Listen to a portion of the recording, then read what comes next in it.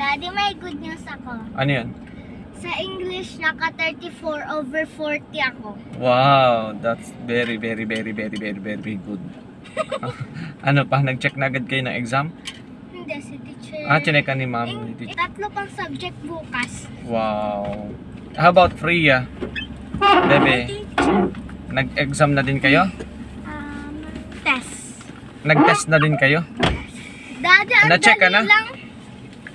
Daddy, ang dali lang ng Hindi pa English at naka-math. teacher.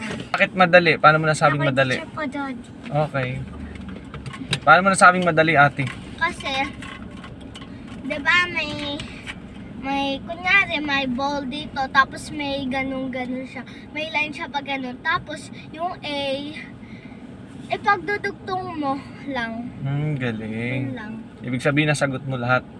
Hindi ko alam kung tama ako. May hindi pa ako sure. Okay, okay lang yun. Basta sinagutan mo, ano?